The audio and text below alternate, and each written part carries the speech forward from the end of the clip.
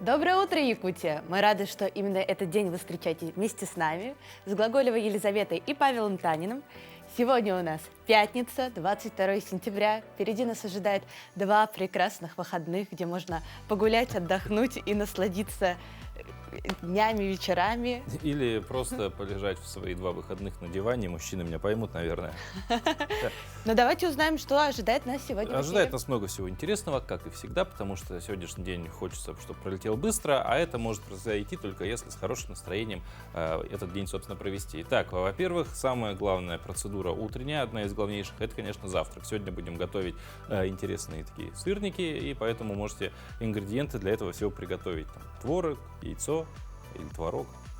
Творог. Не суть важно, вы знаете, из чего готовятся сырники, поэтому у вас все получится. Ну и, конечно, после хорошего завтрака нужно обязательно погулять с собакой, у кого есть собака. Но чтобы собачка была не только для души, но и для того, чтобы она умела защищать, мы сегодня расскажем, как ее воспитывать. Ну а если собаки у вас нет, а защищаться хочется, для вас есть новый девайс. Вот о нем мы тоже расскажем. Это вроде как и ручка, а вроде как и средство самообороны. И, конечно же, сегодня в студии мы ожидаем гостей, которые расскажут нам много чего интересного. Ну и по традиции в пятницу, конечно же, разыграем билеты. Куда? Правильно, не в кино, а в цирк. Совсем скоро будет вопрос, на который нужно будет, как всегда, ответить. Ответить нужно будет в телеграм-канале нашем. Вот ссылка на него внизу. Там вот левее есть QR-код. И вы можете его отсканировать, на наш телеграм-канал попасть и, собственно, отвечать на вопрос, который скоро появится. Ну а начнем мы по традиции с погоды. На 6 часов утра в центральных районах от +1 до +4 градусов, в Заречной группе -6 +2, в южных -1 +1, в Вилюйской группе +4 +5 градусов, в Нижнеленских +1 +2, в западных +3 +6, в Колымо-Индигирской группе Лусов -2 +5, в Янских -12 -4, на северо-западе -3 +2. В Якутске температура воздуха на 6 часов утра составляет +4 градусов, атмосферное давление 744 миллиметров ртутного столба, ветер юго-западный 2 метра в секунду. Сегодня днем ожидается кратковременный дождь, ветер северо-западный 4-9 метров в секунду. Температура днем +6, +8 градусов по Цельсию. Ну и как сказали, буквально вот минуты еще не прошло. Сегодня разыгрываем пригласительные. Куда? Правильно, в цирк. Вот 2 шоу цирковых скоро там, точнее уже даже стартовали, начинаются. Это шоу «Золотые хиты» и шоу «Цирк зажигает». Так вот, победитель нашего розыгрыша сможет выбрать, на какое из представлений пойти, и получит непосредственно в свои руки целых 3 билета пригласительных на то, чтобы посетить какое-то из этих цирковых представлений. А сейчас мы зададим вопрос, и сегодня даже не сколько скорость важна, сколько ваш креатив, потому что будем определять не того, кто первее всех и правильно ответит, а тот, кто даст наиболее интересный ответ. Там может какое-то сочинение там небольшое написать, и написать его нужно будет в нашем телеграм-канале под, собственно, записью с этим вопросом.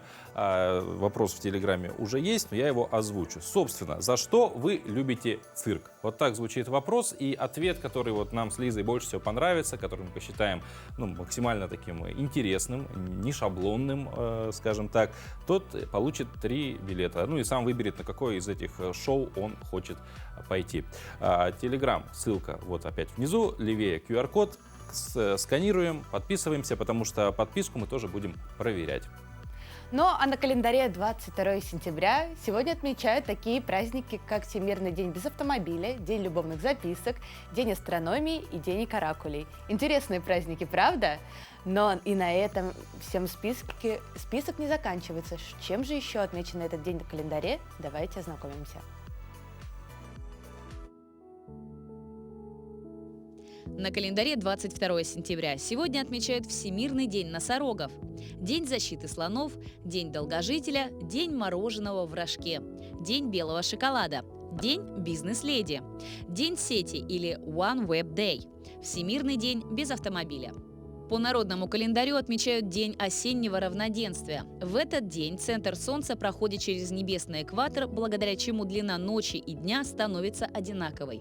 В старину в этот день чтили Солнце и поминали усопших, а также следили за приметами. Если на иве начали опадать листья, то зима наступит рано. События в этот день. Русские основали первое постоянное поселение на Аляске – Гавань трех святителей. В 1839 году, в память об Отечественной войне 1812 года, в Москве начато строительство нового храма Христа Спасителя. В этот день президент США Авраам Линкольн объявил об освобождении негров-рабов. Постановлением Совета народных комиссаров СССР в Красной армии введены персональные воинские звания. В этот день родились Майкл Фарадей, английский физик и химик, основоположник учения об электромагнитном поле; Шарлотта Купер, британская теннисистка, первая чемпионка Олимпийских игр, проведенных среди женщин; Алексей Лосев, русский философ, писатель; Сергей Ожегов, советский языковед, лексикограф, профессор, автор словаря русского языка; Дин Рид, американский певец, киноактер, кинорежиссер, общественный деятель. Именины в этот день отмечают Харитон, Сергей, Никита, Иосиф, Захар, Дмитрий, Григорий, Василий, Афанасий, Алексей, Александр, Аким, Анна.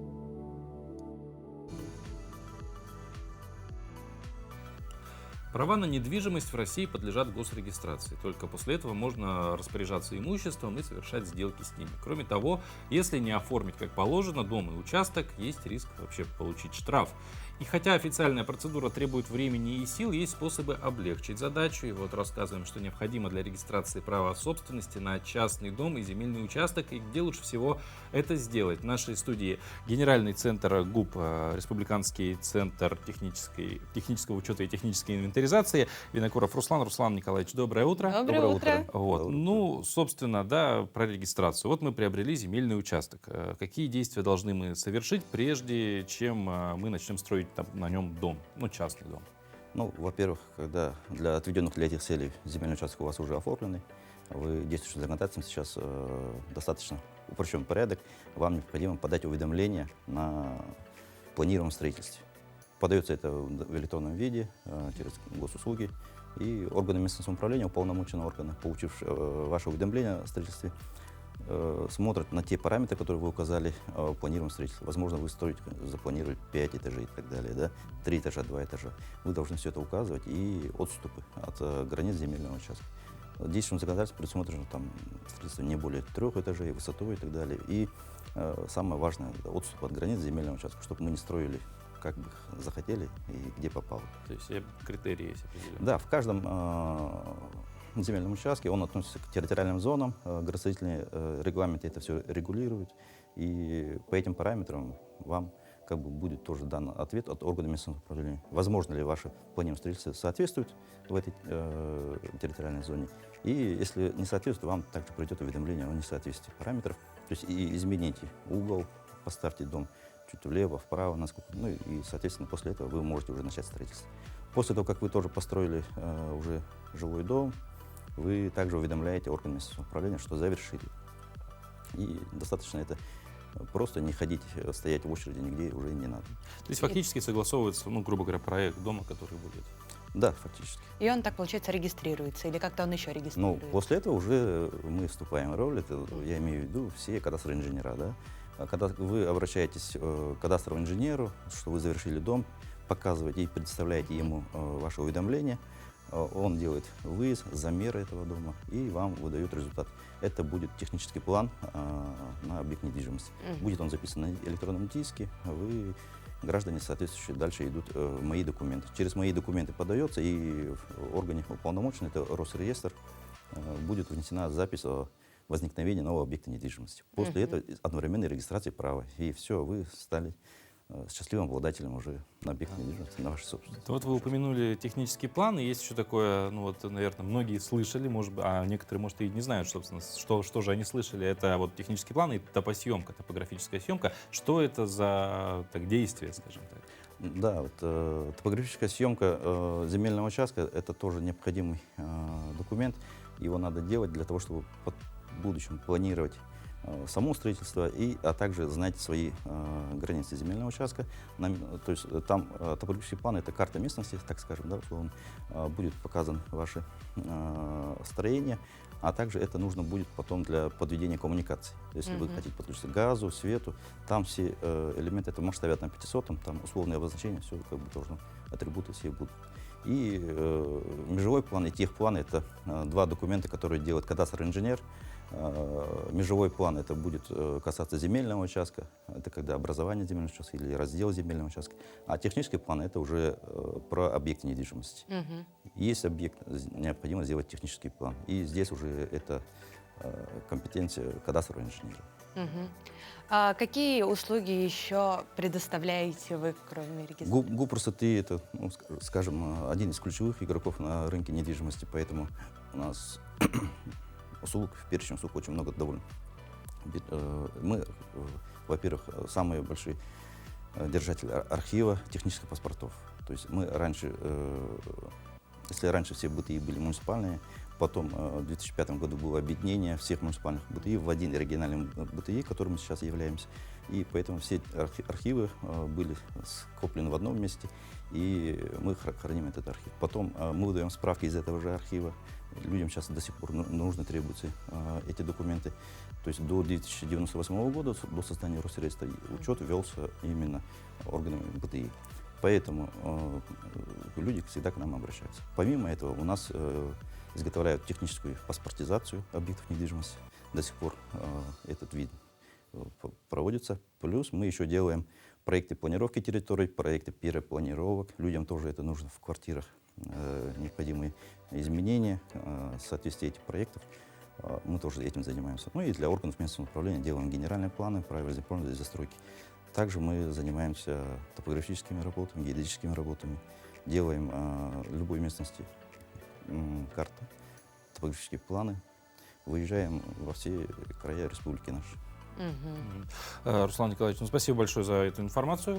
Я думаю, многим будет она полезна, потому что ведь мы поговорили так достаточно емкостно именно про земельные участки, про частные дома, а достаточно сейчас популярно развивается вот именно этот сектор недвижимости. Ну и желаем удачи, конечно, в вашей работе, и желаем удачи нашим телезрителям в части и регистрации своей недвижимости, и чтобы все всегда, потому что бывают же проблемы иногда с планами и вот так далее. Всегда бывают проблемы. И есть еще и упрощенный порядок, это дачная амнистия. Поэтому телезрителям, если это интересно, если вы получили отказ на уведомление на строительство, как в обычном порядке по индивидуальное жилищное строительство, то всегда можно и по дачной амнистии попробовать. Поэтому для этого приходите к нам, мы окажем полную консультацию. Вот как раз к вам, где находится офис? Кирова, 28. Кирова 28.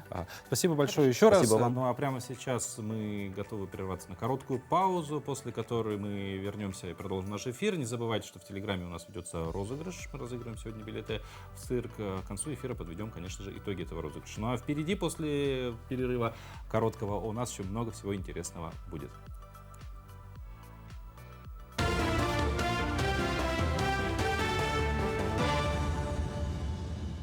Доброе утро, Якутия. Сейчас новостной блок.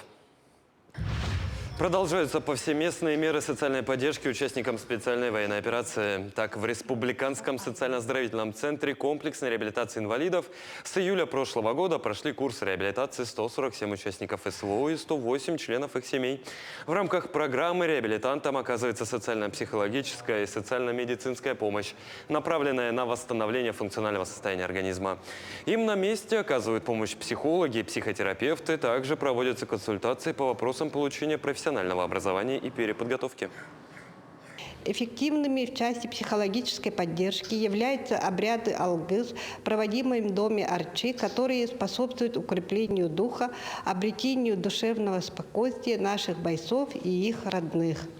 Продолжается сотрудничество с бассейном Сулут, где наши реабилитанты проводят занятия по методу гидрокинезотерапии, и с благотворительным фондом Полежаевых, которые также на безвозмездной основе предоставляют занятия по ипотерапии для наших участников спецвоенной операции. В первом креативном кластере Дальнего Востока «Квартал труда» стартовал форум предпринимателей Якутии «Мой бизнес-2023». Мероприятие проводится в рамках реализации национального проекта «Малое и среднее предпринимательство и поддержка индивидуальной предпринимательской инициативы». Сам форум объединяет целеустремленных и активных предпринимателей со всей республики. Общественные организации, банки, институты развития выступают в качестве спикеров, ну а предприниматели узнают об актуальных трендах ведения бизнеса и новых инструментах для продвижения своего дела. А также форум станет платформой для общения бизнесменов. Участников при этом ждет и насыщенная деловая программа. течение 3 дней на 35 различных площадках будут проходить мастер-классы, круглые столы, семинары, дискуссионные площадки, диалоговые площадки, панельные сессии. То есть по разнообразным тематикам у нас будут проходить работа различных площадок. Предприниматели ждут образовательные мероприятия от спикеров из города Москвы, из города Владивосток. Свыше 400 предпринимателей записалось на площадке, но еще подходят и регистрируются уже в день проведения мероприятия. На подземном руднике «Удачный» установили доску почета. На ней разместят фотографии отличившихся сотрудников. Запрос от коллектива поступил в рамках опроса «Голос Алроса». Идею рассказать о передовиках производства руководство поддержало. На территории рудника также обновят и брусчатку. Строители закончат укладку в конце сентября. Проект доски почета был выставлен на тендер. Выиграла организация подрядная, которая и создала экспозицию саму и занимается установкой. При завершении работ планируем разместить на доске почета наших работников, особо отличившихся. Мы их отмечали на День алмазодобытчика, на День шахтера. Дни Эрмитажа впервые пройдут в Национальном художественном музее республики в октябре этого года. В рамках проекта запланирован ряд мероприятий, основным из которых станет открытие выставки «Часы и эпоха» из собрания Государственного Эрмитажа. В рамках мероприятия организуют лектории, экскурсии по выставке с куратором от Государственного музея, VR-кинотеатр с показом фильма «Погружение в историю» и демонстрации VR-модели одного из музейных залов – зала Юпитера. Для профессионального музейного сообщества состоится семинар, освещающий комплекс вопросов учетно-хранительской и реставрационной деятельности музеев. Искусство всего мира. Спортсменам по северному многоборью вручили значки и удостоверения мастера спорта России и Республики. Так, спортивное звание «Мастер спорта России» по северному многоборью присвоили Николаю Бубнову из Булунского района, Георгию Сафронову из Эмиконского, Егору Терентьеву из Мегино-Кангаласского района.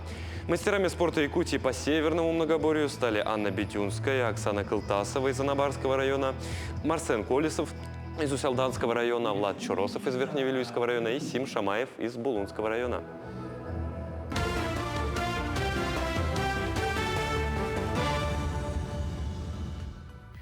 Доброе утро! Ну а в Якутске проходит конкурс профессионального мастерства «Лучший по профессии» в номинации «Лучший сварщик» среди работников ГУП ЖКХ. Мастера из 26 регионов республики демонстрировали свои технические навыки и умение работать с современными сварочными материалами. Кстати, среди конкурсантов мужчин оказалась единственная девушка-сварщик Любовь Кузьмич из Кобейского района. О сложности профессии, о технологиях варки и что такое идеальный литой шов разбиралась Ирина Григорьева. Я сварщик. Сейчас я буду варить. И для этого мне нужно сначала убрать свой волос. История электросварщика Любовь Кузьмич подтверждает, женщина может варить не только борщи, но и металл. Освоить мужскую специальность Любовь решила после 9 класса, когда училась на оператора-диспетчера. Получив еще и корочку тракториста, решила связать свою жизнь со сваркой.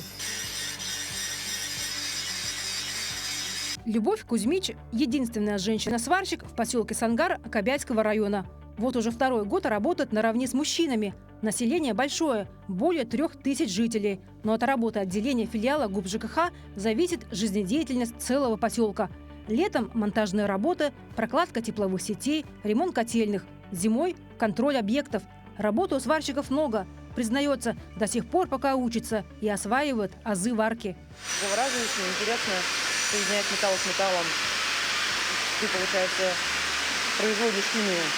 Ручная дуговая сварка считается одним из самых востребованных, но и самых сложных видов металлообработки.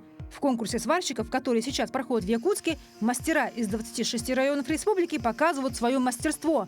От сварщика требуется спокойствие и выдержка. Только тогда получается идеальный литой шов. Сварка, по праву, считается одной из самых распространенных технологий соединения металла. Без сварочных работ не обходится ни одно строительство в Якутии. И, конечно же, сварочный аппарат – это незаменимая вещь любого мастера.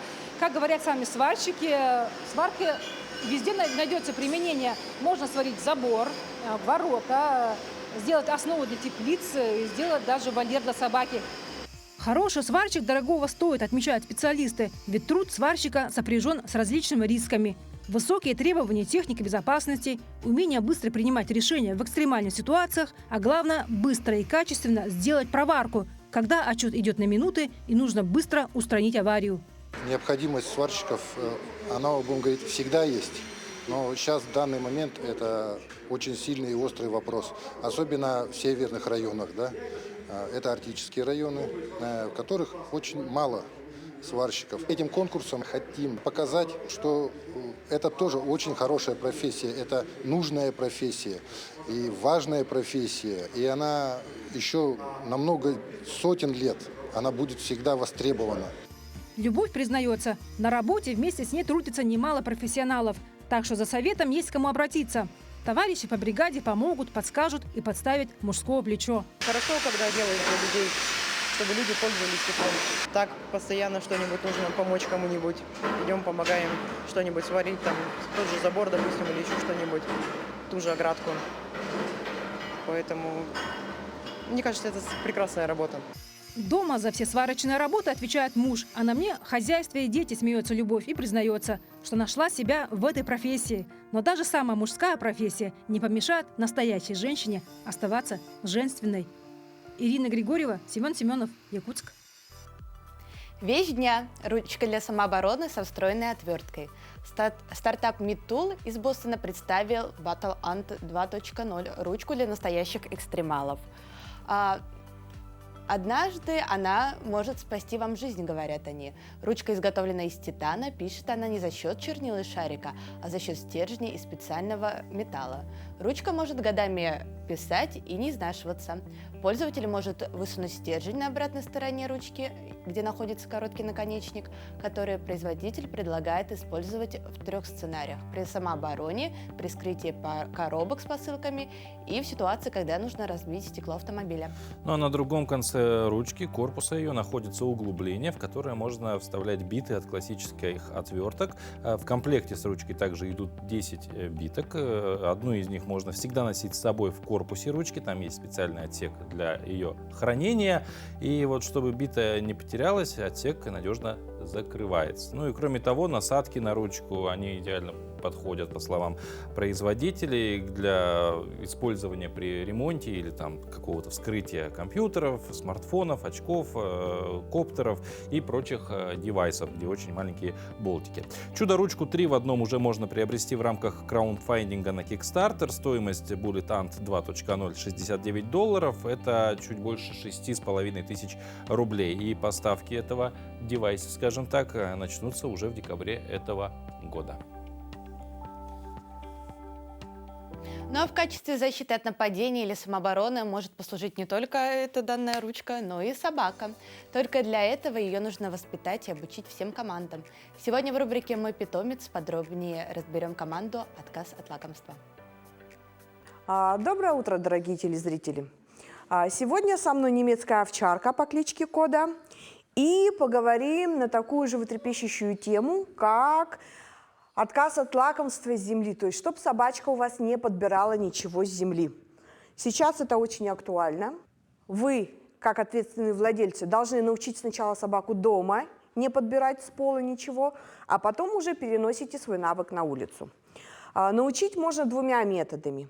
Я предпочитаю первоначально с мягкого метода, то есть чтобы собака сама концентрировала на вас внимание, но на улице это не всегда работает. Порой вы не можете просто увидать кусочек, или собака не может отойти от этого кусочка, тогда и механический метод мы тоже используем.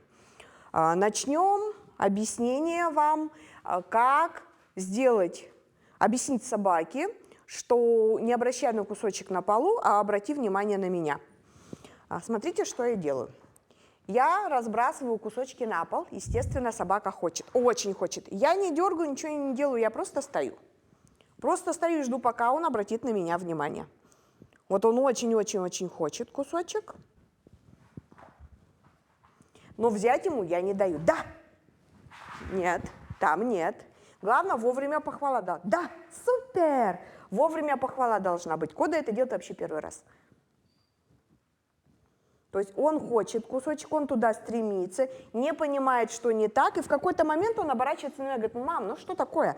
Я говорю: да, молодец. То есть обрати внимание на меня, у меня всегда вкусно, там всегда будет ай-яй-яй, будет плохо. То есть тут собака сама делает выбор. Хочу там, хочу, дотянуться не могу, оборачиваться на хозяина, говорит, ну в чем дело-то, почему не могу дотянуться? И в этот момент вы говорите, да, у меня еда, у меня вкусно, а там будет плохо. И вот так вот вы учите дома. Это сейчас он концентрирует внимание на лакомство на полу. И очень мало концентрирует внимание на мне. Он делает это упражнение вообще впервые в жизни. Но когда собака научена, она очень быстро видит кусочек, сразу разворачивается на вас. И вы хвалите здесь, возле себя. Ничего не позволяете поднимать с пола. Потом вы с этими же кусочками выходите на улицу и разбрасываете еду на улице. Куда? Встань-ка. Вот. Разбрасывайте еду на улице. Но на улице не всегда собака может отвлечься, особенно собака, которая нюхач и прям очень-очень желает лакомства. Самое эффективное – это одеть глухой намордник, который будет прям перекрыт. Пластиковые намордники, такие, у которых прям нос закрыт. И собака ничего не может не слезать, не подобрать. Это самое эффективное. Механический метод. Вы проходите мимо лакомства, собака тянет туда, вы делаете рывочек, говорите «нет». И как только собака обращает на вас внимание, вы даете кусочек. Нет. Супер! Молодец. Это труд, это терпение, должно время у вас быть. С первого раза не научится собака вот эту. Но если это делать постоянно, в голове вашей собаки будет возле мамы хорошо или возле папы, возле хозяина, а где-то там плохо. И до тех, до кого не доходит, что там будет плохо, значит, должно быть плохо, должен быть жесткий рывок. С командой «нет», либо с командой «фу», кто что произносит. Вот. Вот собачка сконцентрировала внимание на мне. Говорит, я с тобой, меня там ничего не интересует. За что она награждается? Говорю, да, молодец. Куда? Ай, супер пес. Молодец. Ну, а на сегодня у нас все. И до следующей встречи в эфире. Куда? Рядом. Да.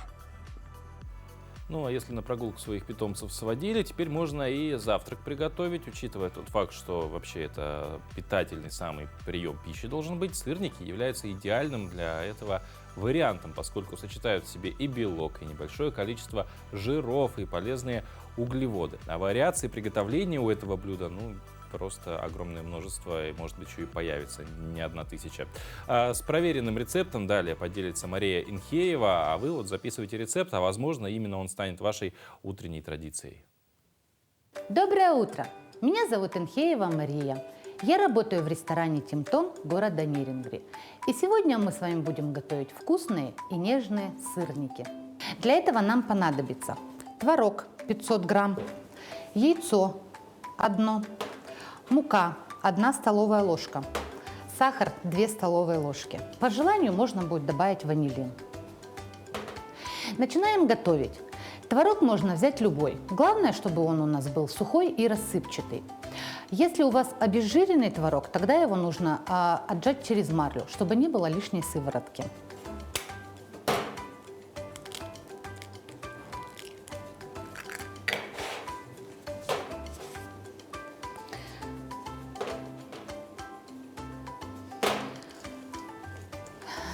Творог у нас уже протертый, поэтому рекомендую его протереть через сито, чтобы сырники наши были очень нежные и очень вкусные. Итак, наша масса уже готова. Теперь мы формируем сырники. Для того, чтобы у нас сырники не рассыпались при жарке, желательно, когда мы это все замешиваем, постояло, чтобы наша масса 30 минут. Тогда они у нас на сковородке не будут сыпаться. Все ингредиенты соединяются. Теперь наши сырнички мы обваливаем в муке, придаем им форму. Для того, чтобы она была идеальная, можно взять в помощь нож, лопатку, все, что вам будет удобно, чем вам формировать будет удобно.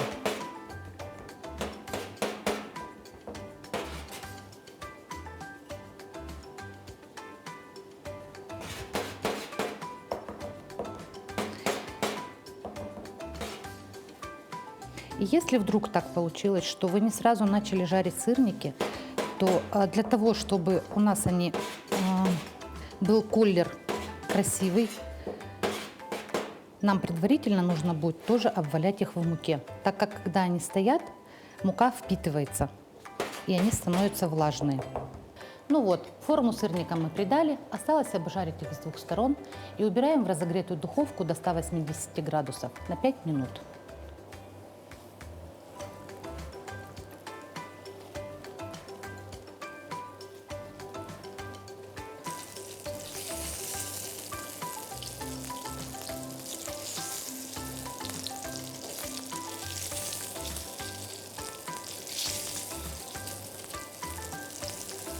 Пожарили с 2 сторон, и теперь мы убираем в духовочку на 5 минут.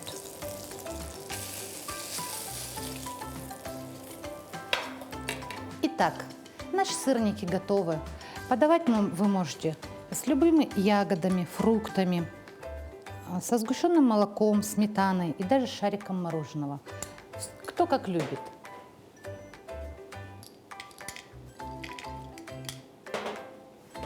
Приятного аппетита!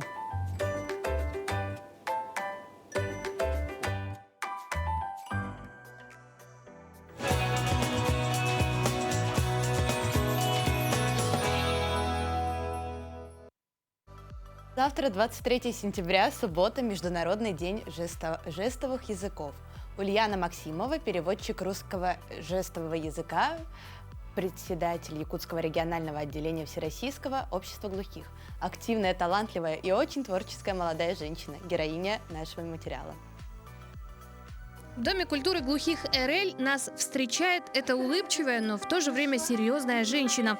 Ульяна Максимова, председатель Якутского регионального отделения Всероссийского общества глухих. В первые минуты общения с ней тут же заряжаешься позитивом, а позже и вовсе начинаешь восхищаться. Ульяна с рождения инвалид по слуху в 3-м поколении. До 3 класса я училась в Чарапчинской музыкальной школе.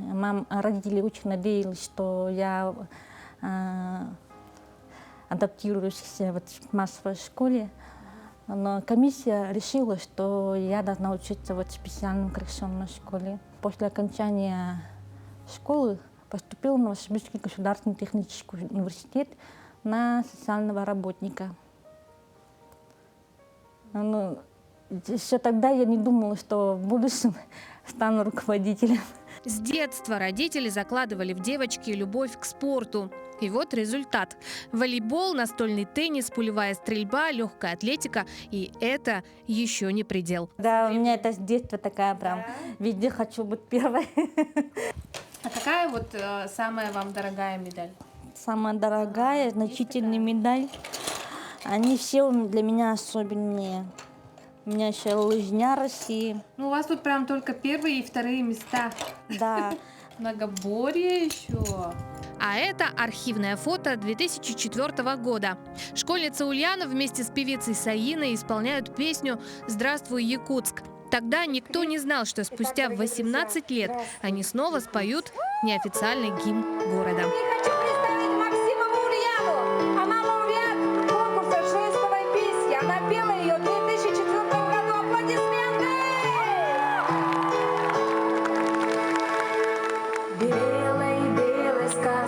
С неба на снег упали краски, и засиял теплом и лаской маленький город мой, где я так скажу, что была так удовлетворена и была очень счастлива, что не зря эту песню пели.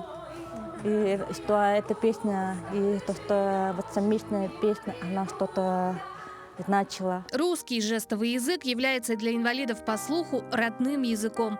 Но, к сожалению, сегодня в образовательных школах по стандарту ФГОС нет на него разрешения. И это одна из главных проблем. Со сложностями глухие и слабослышащие сталкиваются ежедневно. Элементарно в коммуникации. Особенно острые инвалиды по слуху столкнулись с этим в период пандемии. Все должны были носить в масках.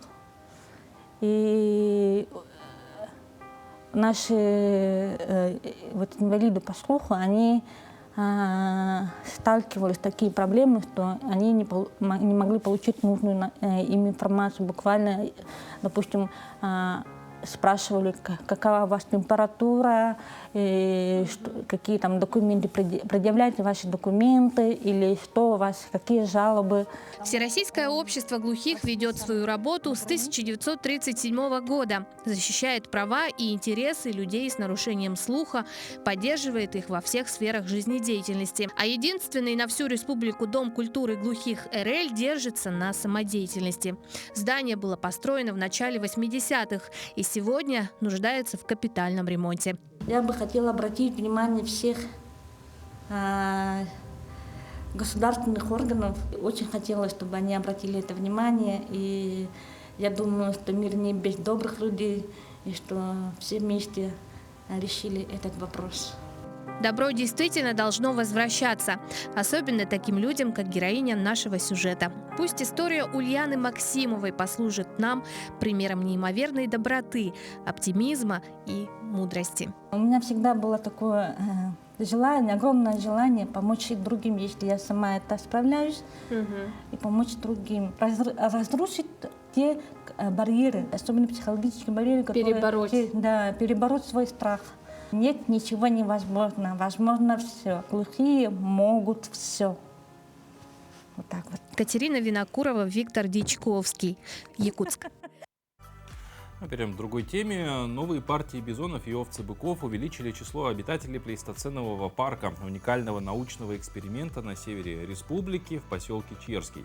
Об этом интересном научном эксперименте и о том, почему датские бизоны и ямальские овцы-быки могут остановить глобальное потепление, поговорим с директором, собственно, парка плейстоценового Никитой Зимовым. Никита, доброе утро. Доброе утро. Вот, ну вообще, как этот необычный проект родился? То есть сегодня в арктическую зону, да, свозим с разных, из региона России, да, и, собственно, там, из других стран свозим животных, которые, ну, наверное, можно их считать такими древними достаточно животными. Да, то есть, по сути, это попытка создать проект ревайлдинга. То есть еще 15 тысяч лет назад у нас на Крайнем Севере были богатейшие экосистемы с огромным количеством животных. Это были мамонты, лошади, бизоны. И впоследствии, с приходом первобытного человека, экосистема деградировала, количество животных уменьшилось, и богатые пастбища были заменены медленно растущей растительностью. И вот наша сейчас задача, мы хотим обратить этот процесс вспять. Мы, наоборот, завозим животных, которые сохранились еще, которых можно привезти, кто может жить самостоятельно в Арктике, и позволяем им плодиться, размножаться, адаптироваться к новым условиям, и как раз через выпас создавать свою экосистему, восстанавливать. То есть такая рекреация получается? Да. Ага. А какие животные и в каком количестве населяют парк в настоящее время? И каковы предварительные результаты этого уникального эксперимента? Мы уже достаточно много лет этим занимаемся. У нас обитают, ну, как местные виды, например, северные олени, лоси. Есть якутские лошади, вот есть бизоны, сейчас есть овцы-быки. У нас уже года два живут верблюды двугорбые монгольские, которые себя тоже очень хорошо показали на севере. Были опыты с яками, с моралами. Обитает какое-то количество коз, таких холодостойких овец, коров тоже. Экспериментируем, работаем. То есть достаточно такое большое разнообразие. А вот кто из тех, ну, скажем так, из завезенных видов, ну, лучше всего прижился на новой территории? Кому труднее всего пришлось? Наверное, как раз самые лучшие виды, то, что мы посмотрели в нашем опыте, это как раз бизоны и овцы-быки. Это как раз два вида, на которых мы сейчас будем активно фокусироваться, чтобы они самостоятельно могли жить, ну, и размножаться, что нам не надо много сил тратить на поддержание их жизни. То есть эти животные уже самостоятельно готовы. Ага, а труднее всего кому? А труднее всего, наверное, были, я бы сказал, якам и моралам. То есть это, наверное, были наименее удачные эксперименты, поэтому то есть яками мы точно больше пробовать не будем. Ну, как мы уже затронули тему бизонов и овцебыков, вообще это главная тема сегодняшнего нашего общения. Скажите, пожалуйста, откуда вы их привезли?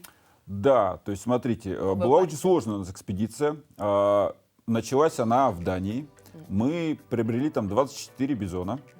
Они через всю Европу, там, через Венгрию, где проходили карантин, въехали у нас в Смоленск, и автовозом были довезены до Сибири. В Сибири они были разделены на две части, и первые 12 голов поехали в природный парк Энгелор, который находится на Ямале.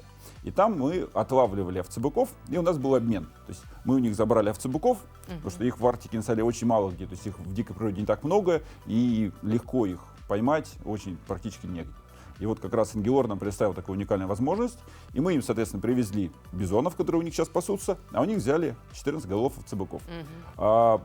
При этом вторая половина бизонов у нас автотранспортно продолжила через всю Сибирь, мимо Якутска, через Бестях и на Магадан. И не доезжая Магадана, километров 400 с ворот, там есть небольшой поселок Семчан, это речной порт в верховьях Колымы, откуда уже бизоны на барже 1500 километров и прибыли в парк.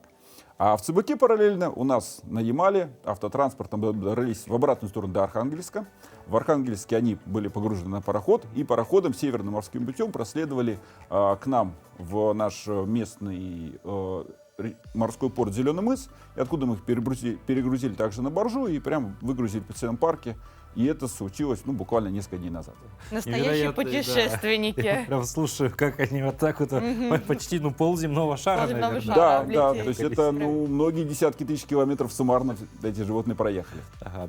Ну вот известно, что проект будет представлен российской делегацией на 28-й конференции Организации Объединенных Наций, которая в Дубае пройдет с 30 ноября по 12 декабря.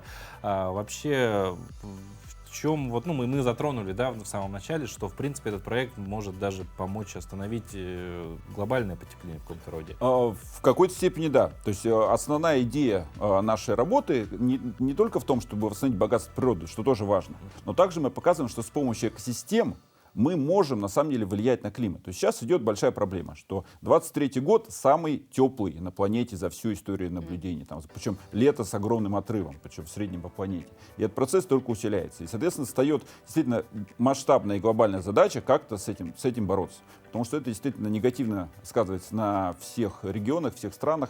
Так или иначе, это все проблема. И, соответственно, стоит вопрос, как можно снижать эффект глобального потепления. То есть тут два предлагается варианта. Первый — это снижение выбросов парниковых газов. То есть нам нужно меньше сжигать углеводородов, меньше ездить на машинах. И это достаточно сложный процесс, потому что это все скажется на жизнедеятельности людей. Но есть еще вот тот метод, который мы предлагаем, что мы дополнительно можем с помощью экосистем, то есть влиять как-то на экосистемы. Экосистемы будут в себя поглощать эти парниковые газы и, соответственно, снижать их в атмосфере и этим влиять на климат. И вот как раз эти пастбищные экосистемы у нас на севере способны, они как напрямую могут влиять на климат, то что они более светлые поверхности меньше нагреваются на солнце. За счет этого просто климат теплее, холоднее. Но и среди прочего у нас, если растительность становится богатая, которой требуется много влаги, она быстро растет, она формирует глубокую корневую систему, а корни — это что? Это материал, было парниковый газ СО2, который был поглощен, спрятан в почву. Также мы с помощью этих экосистем, животные зимой топчут снег, и за счет этого у нас лучше промерзание почвы и мерзлоты. А мерзлота у нас в чем проблема? Что сейчас с потеплением климата мерзлота тоже начинает нагреваться, подтаивать. И эти процессы в Якутии, я думаю, что очень многие люди, кто живут в Якутии, и особенно в сельской местности, это знают, замечают. И проблема в том, что мерзлота, это не только локальная проблема для местных жителей, что это разрушение инфраструктуры и их традиционного уклада. Это еще и высвобождение огромного резервуара органического углерода. То есть вот в мерзлоте, еще со времен мамонта, накоплено огромное количество углерода. В виде органических остатков корней. И если мерзлота тает, это все начинает гнить. Гнить и преобразовываться в те самые парниковые газы. Если есть какая-то возможность замедлить этот процесс или остановить, то, конечно, ей надо пользоваться. То есть, получается, грубо говоря, есть сторонники того, что давайте ограничивать сами, да, а мы тут говорим про вопрос, что давайте просто компенсировать больше. Но тут тоже это же вопрос не то, что мы в конкуренции с этими людьми. Нет, я не говорю про конкуренцию, два подхода. Да, это два подхода, которые работают независимо друг от друга, и, в принципе, и те, конечно, эффективны. Но вопрос, что делать проще и на что люди с большей вероятностью согласятся. Да. Ага. Никита, спасибо большое за интересную действительно беседу. Желаем удачи проекту и надеемся, что все-таки вот эта история с компенсацией, она будет эффективнее и проще. Ну а прямо сейчас передаем слово нашим коллегам из информационной службы. Они расскажут о последних новостях.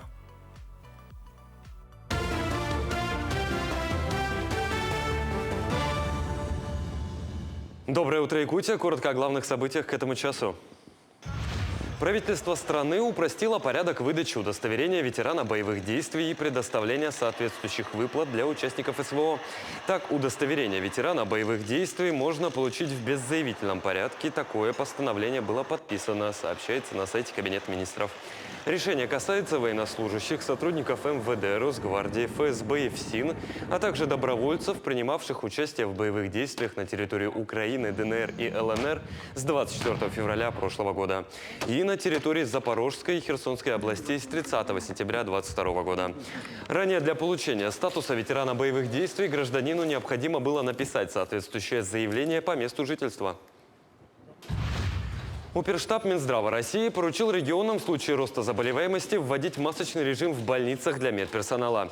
Об этом сообщил помощник министра здравоохранения России Алексей Кузнецов. Он подчеркнул, что это обычная противоэпидемическая мера, направленная на защиту здоровья медработников и пациентов. По словам представителя Минздрава, эпидемическая обстановка в России стабильная, регионам поручено готовиться к сезонному росту заболеваемости респираторными инфекциями. При этом в Роспотребнадзоре подчеркнули, что ограничительные меры, в том числе масочный режим, в России вводить пока не планируется, если для этого не будет серьезных оснований. Однако в учреждениях могут быть введены ограничения локального характера на определенный период. Свыше 21 тысячи якутян уже охвачено мобильными докторами. Так, они объездили все 13 арктических районов республики, это 89 населенных пунктов. Среди осмотренных 7 тысяч детей и 4100 представителей коренных малочисленных народов Севера. Напомню, первый медицинский десант был совершен еще прошлой зимой, начиная с февраля. Сейчас врачи уже находятся на втором заходе, и за август они объездили 7 районов.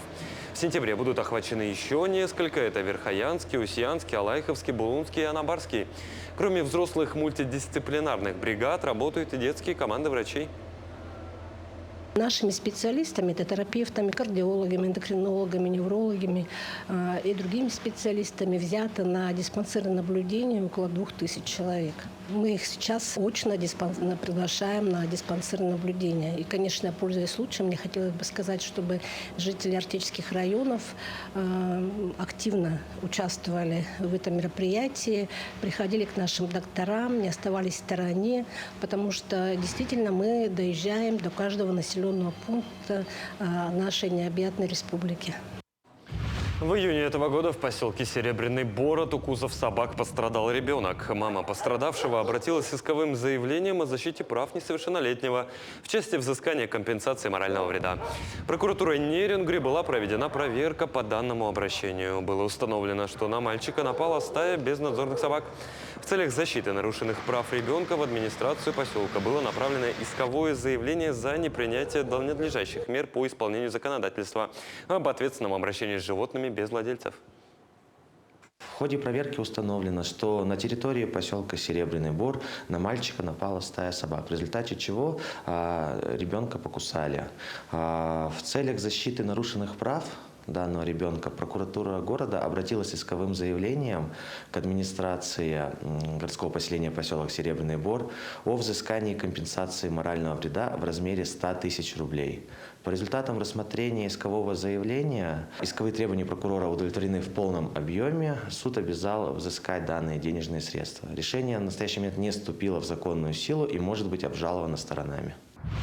В Якутске началась реконструкция площади Ленина. Так, вокруг уже установлено ограждение, и подрядная организация приступила к демонтажу старого бордюрного камня и асфальтобетонного покрытия.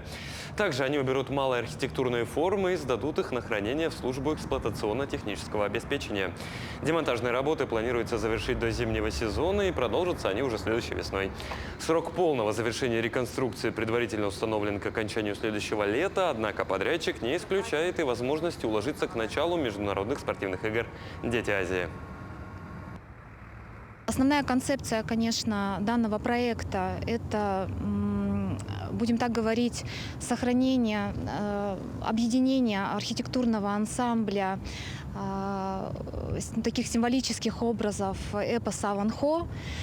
И, конечно, автор проекта максимально сохранил основную цель площади. Она все-таки является у нас главной площадью республики. На территории площади будут размещены 12 столбов в виде СРГ.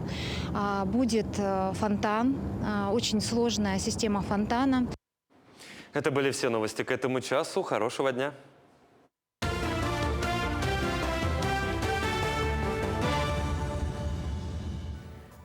Ну а мы в эфире «Утро Якутии». В сети продают лоферы-батоны с плесенью за 11 тысяч рублей. Провокационный рэпер Томми Кэш выпустил дорогую обувь странной формы. Она получила неоднозначные отзывы. Батоны-лоферы входят в новую капсульную коллекцию эстонского рэп-исполнителя Томми Кэш. Они продаются на сайте Tommy Cash Shop за 110 евро. В переводе по актуальному курсу это чуть больше 11 тысяч рублей.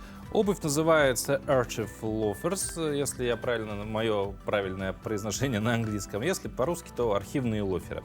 Ее внешний вид одновременно отталкивает и впечатляет пользователей интернета. Многие удивляются, как у кого-то вообще возникла идея создать вот такие тапки, потому что лоферы выглядят как два залежавшихся батона. Местами на них виднеется плесень, конечно же, не настоящая, хотя вот можем видеть, да, что смотрится вполне себе реалистично, особенно если, вот, допустим, надпись убрать. Ну, а для большего антуража заплесневевшие батоны-лоферы продаются в типичной упаковке хлебных изделий, что мы тоже сейчас можем увидеть. Вот так кто-нибудь в гастрономе, да, на полку с хлебом рядом положит нечаянно, и не заметишь разницы, домой принесешь.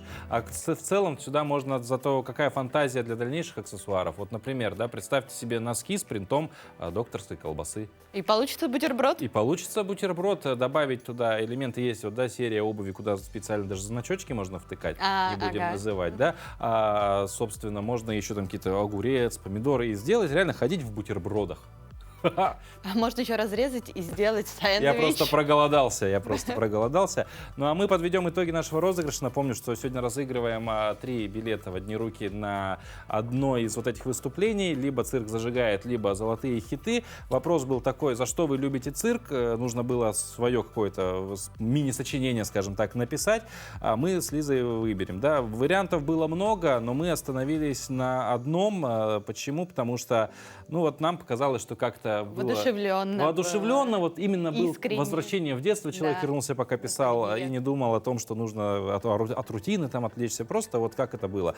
Цирк — это запах детства, такой экскурс, мир счастья, смеха, радости, восторга, наслаждения, чувство восторга, безудержного веселья от шуток и проделок любимых клоунов. В далеком детстве это было только по телевизору или в период отпуска в дальние города. Сейчас же, живя в городе, это, конечно же, наш родной бриллиантовый цирк. И еще восхваление акробатов. Это Татьяна Семенова. Мы с вами свяжемся, вручим вам билеты. Ну а на этом мы с вами, дорогие друзья, прощаемся и переходим на музыкальную паузу. Да, хороших выходных вам.